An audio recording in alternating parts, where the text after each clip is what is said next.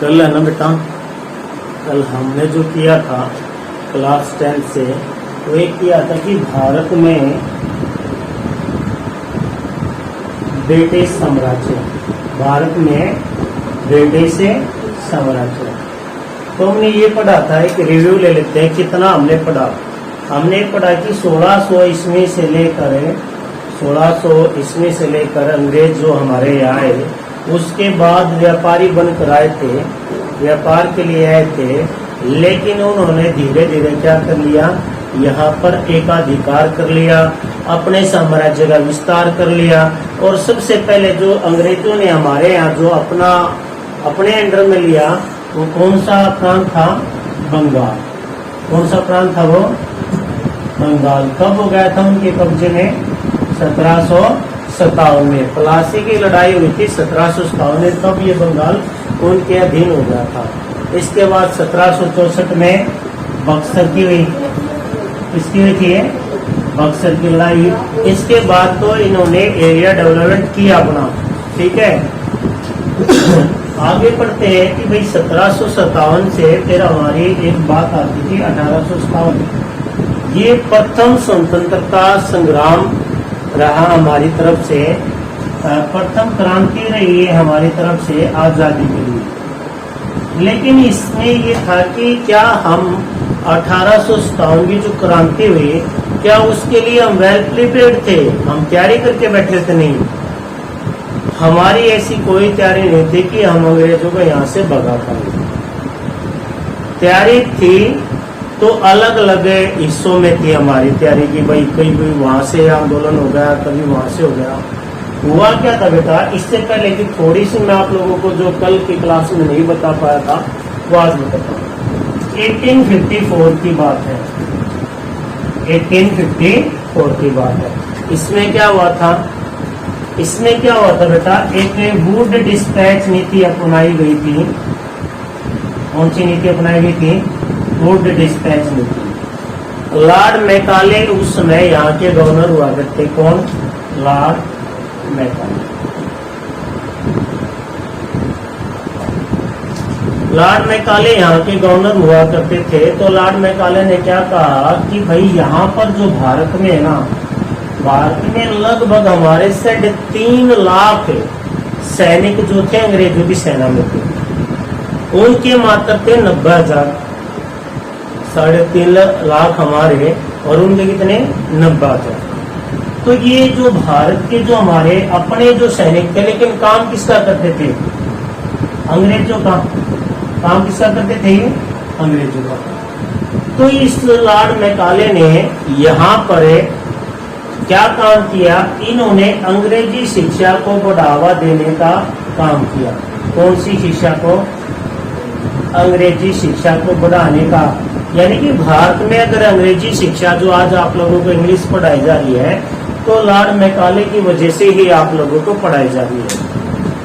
एक तो इंग्लैंड ये कहते थे कि भाई हमारा कभी सूर्यास्त नहीं होगा। इंग्लैंड के जो थे, यूरोप की कंट्री इंग्लैंड, वहां के लोग कहते थे कि हमारा कभी सूर्यास्त नहीं होता, क्योंकि उन्होंने बेटा लगभग अराउंडेड 100 देशों पर राज किया हुआ था। आज पूर्व के क्षेत्रों में, पश्चिम के क्षेत्रों में, उत्तर के, दक्षिण के, हर तरफ से इन्होंने लूट मार जो जितनी बढ़ती थी इन्होंने मचाई। तो अंग्रेजी शिक्षा का जो प्रचार हुआ वो लॉर्ड मैकाले ने एक बहुत बड़ी बात कही थी कि ये जो आज हमें अगर अंग्रेजी भाषा लागू करते हैं, तो ये हमारे बीच में क्या करेंगे? कम्युनिकेशन का काम करेंगे। उनकी सुन के इंग्लिश में ट्रांसलेट करके हमें बताएंगे। दूसरा ये था कि इन्होंने एक बात कही थी, आज भी वो हम पे लागू होती है, कि शकल से, सूरत से, स्वभाव से ये इंडियन रहेंगे, लेकिन जो अंदर से जो है ना, अंदर से ये अंग्रेज रहेंगे। क्या रहेंगे? ये अंग्रेज। यानी नीति अंग्रेजों की रहेगी। क्योंकि आज भी आप देखते हो भाई भाई का जमीन के ऊपर है, लोग कब्जा कर लेते हैं, वही कि देश का है, इधर उधर जहां जो मिलता है वहां पर भ्रष्टाचार की नीति अपनाते हैं।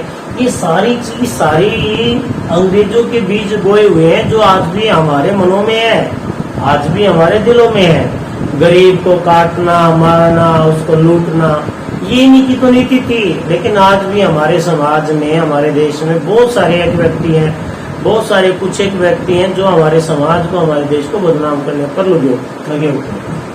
तो लॉर्ड मैकाले की वजह से इंग्लिश आई। तो कुछ तो यहाँ पर विरोध हो रहा था। क्यों हो रहा था? क्योंकि ये जो लोग थे ना, अंग्रेज लोग, ये हमारी भारतीय संस्कृति का मजाक उड़ाते थे, हमारी हिंदी भाषा का मजाक उड़ाते थे। तो इन्होंने इंग्लिश लागू कर दी। तो हमें पता था कि भाई मजबूरी में इनकी बात माननी पड़ेगी। फिर आपकी बेटा बात 1857 की, यानी धीरे धीरे से जो आग लगी वो कहां पर पहुंच गई? 1857 में। 1857 में 1857 की क्रांति। एग्जाम में ये 8 क्लास से लेकर और अगले जितनी भी क्लासेज होती, जो हिस्ट्री जो बच्चे पढ़ते हैं, उनके सामने क्वेश्चन आता है 1857 की क्रांति। इस क्रांति के अगर आप हेडिंग बना के लिखोगे तो नंबर आपको अच्छे मिलने वाले हैं। नंबर कैसे मिलने वाले हैं? अगर आप ये कहो कि सबसे पहले हम कहते हैं कि जो राजनीतिक कांड रहे होंगे, क्या रहे होंगे? राजनीतिक कांड, ठीक है। अगर फिर हम लिखें क्या रहे कि जी सामाजिक कांड भी रहे होंगे, क्या रहे होंगे बेटा? सामाजिक कांड। क्योंकि एसएस में अगर आपको अच्छे स्कोर करना है तो बेटा आपको हेडिंग, जिन क्वेश्चनों की हेडिंग बढ़ते हैं उनकी हेडिंग का यूज करना पड़ेगा। और आपको लिखने का तरीका ये है कि इसके नीचे डबल लाइन कर दे और अगले लाइन में शुरू कर दे।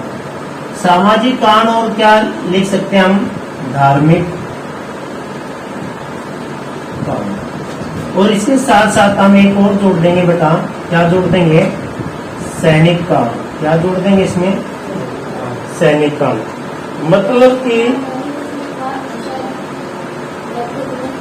मतलब कि ये हुआ ना कि भाई राजनीतिक कांड क्या रहेंगे और सामाजिक कांड क्या रहेंगे और धार्मिक कांड क्या रहने वाले हैं। अगर राजनीति की बात करें तो 1857 में बेटा, 1857 में अंग्रेजों ने क्या कहा कि भाई एक तो जो मुगल साम्राज्य है, मुगल साम्राज्य जो उस समय अंग्रेजों के समय चला हुआ था, कौन सा शासन? मुगल साम्राज्य। तो 1857 की जब क्रांति हुई तो मुगल जो शासक थे बेटा वो बहादुर शाह जफर थे। बहादुर शाह जफर, बहादुर शाह जफर द्वितीय। कौन से? बहादुर शाह जफर द्वितीय।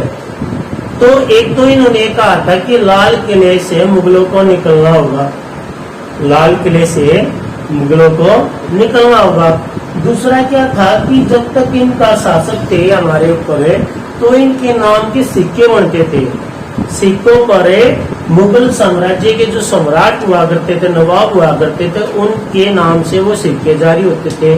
वो सिक्के बंद करने हैं क्योंकि राजनीति में आ रहे बेटा। ये व्यापार से किस चीज में आ गएगी? राजनीति, यानी राज करने की नीति। दूसरा जो था बेटा, इन्होंने जो पेशवा महाराज थे जो हमारे, तो उनके दत्तक पुत्र नाना साहेब को इन्होंने राजा मानने से स्वीकार कर लिया था। वहां पर पेंशन बंद कर दी थी। तो राजनीतिक कांड बहुत सारे रहे कि राजनीतिक कहानी है। लेकिन आप यही कहोगे कि भाई ऐसा ऐसा हुआ था, लाल किले से मुगलों को निकाल दिया गया था और उनके नाम से जो सिक्के जारी होते थे वो भी क्या कर दिए गए थे? बंद कर दिए। राजनीतिक कांड और बहुत सारे कांड थे कि राजा अगर मर जाता और उसका पुत्र नहीं है तो शासन जो होगा, वो क्षेत्र जो होगा वहां पर अंग्रेज चलाएंगे। बहुत सारे ऐसे कांड। सामाजिक कांड तो मैं पता है कि इन्होंने हमारे जो मंदिर थे या मस्जिद थे उनका बड़ा मजाक उड़ाया था। और ये लोग जो थे बेटा, जब हम सैनिक कांड में और सामाजिक और धार्मिक कांड पढ़ेंगे ना तो मिलती जुलती बात होगी। जैसे हम सैनिक कांड पढ़े, आपको पता कि मंगल पांडे जो बैरकपुर छावनी, ये मैं बताऊंगा भी, लेकिन इसके तार इनसे जुड़े हुए हैं, इसका कनेक्शन इनसे जुड़ा हुआ, इसलिए तुम अच्छे से समझ पाओगे। बैरकपुर छावनी थी बेटा। छावनी क्या थी? जहाँ से जैसे अम्बाला है, मेरठ है, यहाँ पर सैनिकों को रखा जाता था। अंग्रेज सैनिकों को रखते थे कि उधर से कोई भी आक्रमणकारी आए तो अम्बाला में रोक लिया जाए, भाई इस दिल्ली की तरफ से आए तो उसको मेरठ में रोक लिया जाए, उधर बंगाल की तरफ से आए तो उनको बेटा बैरकपुर छावनी, जो पश्चिम बंगाल का एक क्षेत्र बैरकपुर जो ना वापरे छावनी। यहाँ पर विरोध किसने किया? आप लोगों को पता है किसने किया था? ये मंगल पांडे ने। किसने किया था ये विरोध? मंगल पांडे ने। क्यों किया था बेटा?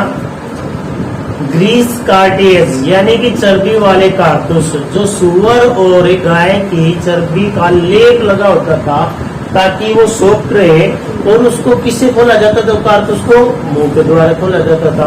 और इनकी जो सेना में हिंदू भी और मुस्लिम भी दोनों ही थे। अब आपको पता है कि हिंदू लोग जो हैं वो गाय को अपना एक तरीके से आराध्या मानते हैं, गाय की पूजा करते हैं। ऐसे ही जो मुसलमान लोग हैं वो सूअर को मानते हैं। तो दोनों के लिए क्या होगा? ये धर्म के विरुद्ध हुआ। मैंने कहा ना कि धार्मिक कानून में भी हम इसको पढ़ेंगे। तो यहाँ पर क्या हुआ? मंगल पांडे ने विरोध किया जब पता चला, और 6ठी बटालियन थी जहाँ पर इन्होंने विरोध किया। इन्होंने मंगल पांडे ने एक अंग्रेज सेना के अफसर को गोली मार दी। इसके बाद इसको पकड़ लिया गया और इसको फांसी की सजा सुनाई दी। मंगल पांडे को बेटा फांसी दी गई। ठीक है, बहुत बड़े क्रांति रही, क्रांतिकारी रहे। सैनिक कांड और धार्मिक कांड में क्या हुआ कि धर्म के साथ इन्होंने क्या किया? खिलवाड़ किया। जो इंग्लैंड से मिशनरी आए थे, ये मिशनरी क्या होता? अभी क्वेश्चन ये बन गया, मिशनरी क्या होते हैं बेटा? जो मिशन पर निकलते हैं। मिशन मतलब क्या? कि भैया हमें तो अपने धर्म को बढ़ा देना, हमें अपने भाषा को बढ़ा दीजिए। जैसे ये लॉर्ड मैकाले ने क्या किया था? मिशनरी था ये। इन्होंने क्या किया? अंग्रेजी भाषा का प्रचार करो। ठीक है, और किसका? और अपने ईसाई धर्म का प्रचार करो। ईसाई मिशनरी आए जो, इन्होंने क्या किया? हमारे यहाँ देवी देवताओं को मजाक उड़ाया। अब मजाक उड़ाने से क्या होगा कि धर्म के, जब भी कोई किसी धर्म का मजाक उड़ाएगा तो लोग खामोश थोड़ी में बैठेंगे, वो आस्था होती है उनकी। और इस आस्था के साथ इन्होंने खिलवाड़ किया तो अंग्रेजों ने तो एक धार्मिक कांड जिसका कांड रहा। सामाजिक कांड क्या रहेगा? क्योंकि समाज में रहने वाले लोग जो किसान थे, किसानों पर इतना टैक्स लगा दिया गया था बहुत ज्यादा। ठीक है ना, किसानों को तरह तरह की फसलें बोने के लिए भाई क्या किया गया था? ये कहा गया था, प्रेशराइज किया गया था कि भाई आपको इसकी खेती करनी। जैसे 1857 का ये चैप्टर क्लोज होगा। मैं इसलिए बता रहा हूँ क्योंकि आप ये चीजें थोड़ी सी खुद एनालिसिस करें, खुद समझे कि 1857 में हमारे देश में क्या होगा। बहुत सारे क्रांतिकारी हुए। ठीक है, रानी लक्ष्मीबाई यहीं से आएगी बेटा। रानी लक्ष्मीबाई जो झांसी में जिन्होंने विरोध किया था, विरोध किया तो वो यही तो था। 1857 की क्रांति में तो आएगा उनका नाम, महान सेनानायक जिन्होंने भाई हमारे देश को अपने आप को आजाद कराने के लिए कभी भी अंग्रेजों के ये नहीं हुआ कि भाई उसके आगे झुक जाएं। महिलाएं थी वो, है ना, महिला ने बहुत संघर्ष किया और आज उसका नाम इतिहास में स्वर्ण अक्षरों में लिखा जाता है। तो सतारा है, महाराष्ट्र है, ये वाला क्षेत्र भी अंग्रेजों ने अपने कब्जे में लिया था क्योंकि लॉर्ड वेल्लेस्ली की एक तो सहायक संधि। लॉर्ड वेल्लेस्ली कौन सी संधि पूछा जाता? लॉर्ड सहायक संधि किसके द्वारा चलाई गई? किसके द्वारा? लॉर्ड वेल्लेस्ली के द्वारा। सहायक संधि किसके द्वारा चलाई गई भाई? बोला बच्चों ताकि तुम्हें याद रहे। लॉर्ड वेल्लेस्ली के द्वारा सहायक संधि चलाई। कई बार प्रश्न पूछ लिया जाता है सहायक संधि क्या है? ये सहायक संधि, सहायक संधि वो संधि बेटा जिसमें अंग्रेज क्या कहते थे, अगर किसी देश पर किसी भी क्षेत्र पर क्या कर रहे हैं? शासन कर रहे हैं। किसी भी क्षेत्र पर शासन कर रहे होते थे तो उस राज्य को ये कहते थे कि सेना हमारी होगी और उस सेना के बदले आपको हमें बहुत सारा धन देना पड़ेगा। तो यहाँ पर वो सहायक होती थी एक राजा के बीच में और अंग्रेजों के बीच में। उसके बदले में उनको बहुत सारा धन दिया जाता था। ये कहते क्या थे कि भाई आपको कोई दूसरे आक्रमणकारी आएंगे उनसे हम बचाएंगे, इसलिए हमारी जो अलायंस है, जो सहायक संधि वो ठीक है। लेफ्ट का सिद्धांत चलाया। लेफ्ट के सिद्धांत में क्या था? डलहौजी ने जो चलाया उसमें क्या था कि भाई कोई अगर किसी का पुत्र मर जाए तो पूरा शासन वो अंग्रेजों के अधीन हो जाएगा। तो ये 1857 की बहुत सारे 10वीं क्लास में ये प्रश्न पिछली बार आया है एक सेट में कि 1857 की क्रांति के क्या कारण थे। तो बेटा हेडिंग अगर आप लिख दोगे तो उसके अंदर लिख दोगे राजनीतिक कांड क्या रहा, क्योंकि राज करना चाहते, शासन करना चाहते थे, सामाजिक धार्मिक और सैनिक। अन्य कारण भी अगर 5 नंबर का है तो क्या लगा दो, अन्य कारण, और हेडिंग डाल के लिख दो इन सभी बातों का आपको क्या रहा।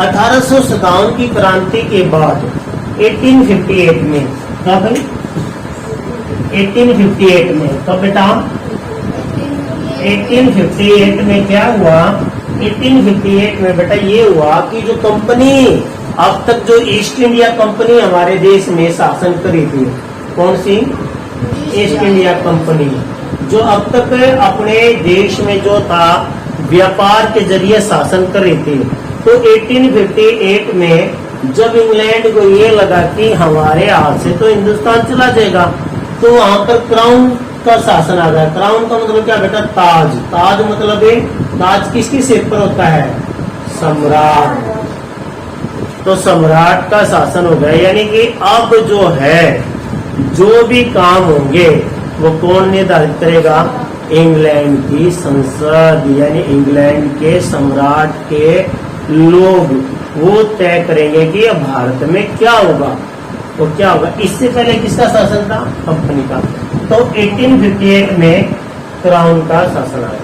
ऐसा नहीं है कि हमारा देश आप पे आकर के बैठा था, अंग्रेज जहां चाह रहे थे, जहां जहां ये गए वहां वहां इनका विरोध हुआ, जहां जहां ये गए वहां वहां इनका विरोध हुआ।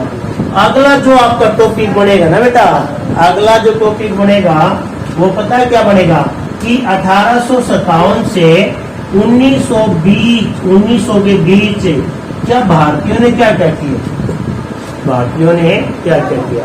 1859 और 1860 आपको याद रखना बेटा, क्यों, क्योंकि यहाँ पर कौन सा विद्रोह हुआ था, नील विद्रोह। नील की खेती के लिए हमारे किसानों पर दबाव बनाया गया।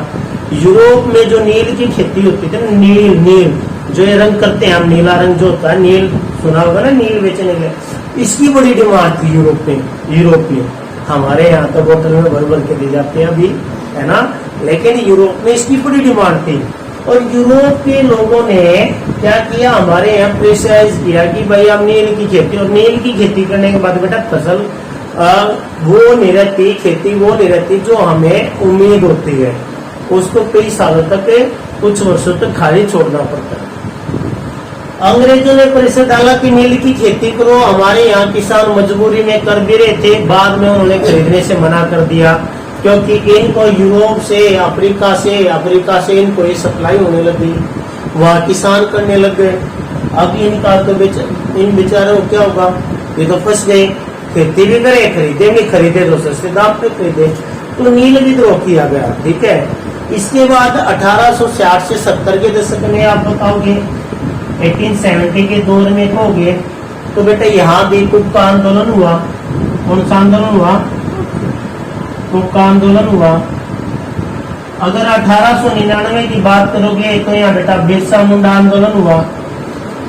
कौन सा हुआ, बिरसा मुंडा आंदोलन। तो ये जो है ना 1900 का टाइम पीरियड जो है बेटा, आपको ये पढ़ना पड़ेगा कि यहाँ ये हुआ, यहाँ इन सिचुएशन का हमें सामना करना पड़ा। ये पार्ट नंबर 2 है। इसके बाद इसमें क्या आएंगे बेटा, जब 19वीं सदी कहेंगे हम, 1900 का शासन कहेंगे, तो बेटा यहाँ पर आगे जो पढ़ेंगे 1947 तक के। अब इसके बीच में जब तक हमारे नेताओं का, महान सेनानियों का, स्वतंत्रता सेनानियों का जन्म हो चुका था। 1869 में महात्मा गांधी का जन्म हुआ, और डॉक्टर भीमराव अम्बेडकर का उसके बाद में हुआ। 1856 में आज जिनके ऊपर पुण्यतिथि है, कौन है आज जिनका पुण्यतिथि आपको पता है, जिनकी आज पुण्यतिथि है, आज 1 अगस्त है, 1 अगस्त। ये नारा कभी आप लोगों ने सुना है, स्वराज्य मेरा जन्मसिद्ध अधिकार है, स्वराज मेरा जन्मसिद्ध अधिकार है।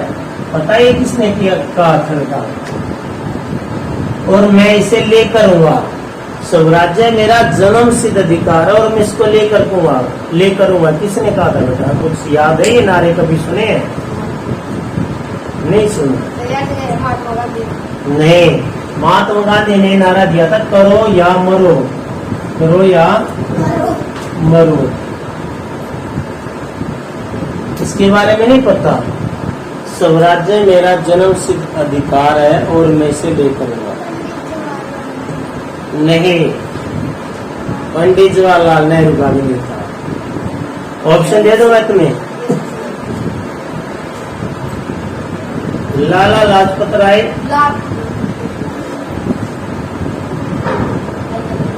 दूसरा ब्रिटेन चंद्रपाल,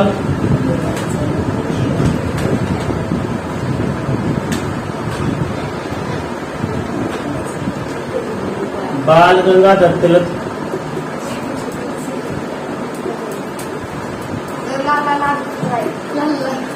नहीं बच्चों, बाल गंगाधर तिलक ने ये नारा दिया था, कौन सा? स्वराज्य मेरा जन्म सिद्ध अधिकार है, मैं इसे लेकर रहूंगा। ठीक है। इनकी डेथ जो हुई थी बेटा 1 अगस्त 1920 को हुई थी।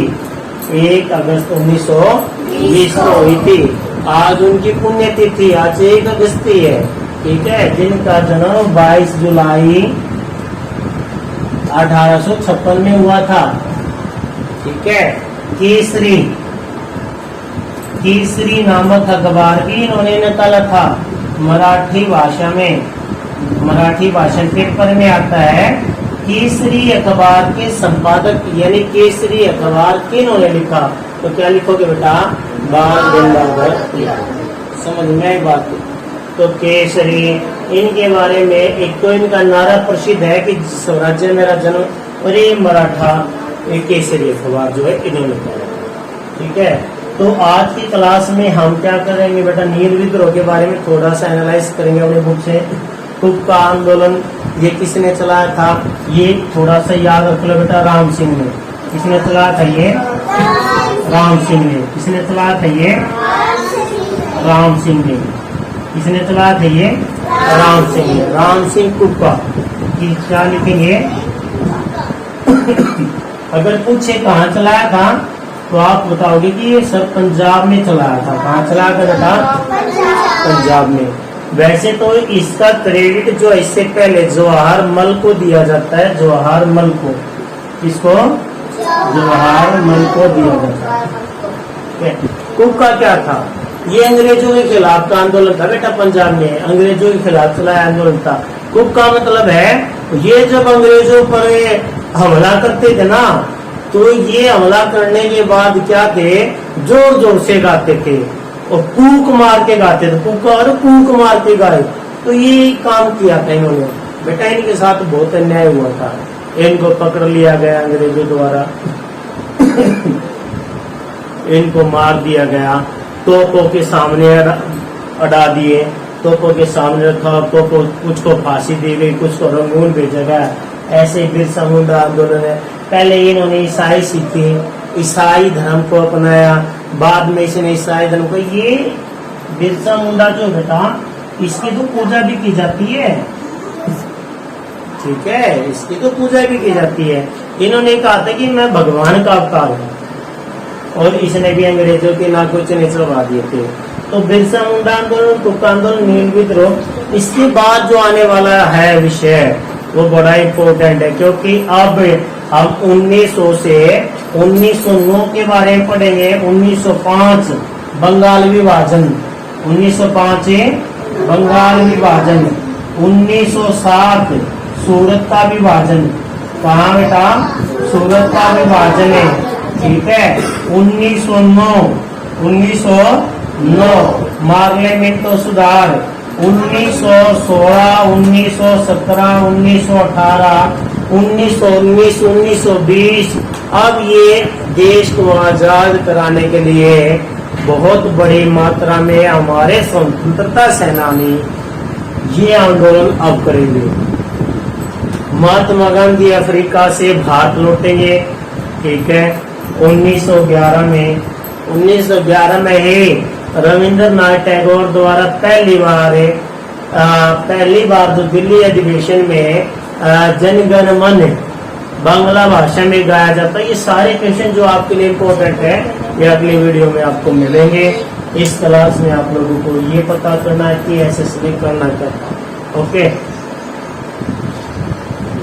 पता ही नहीं लगा आपको। और ये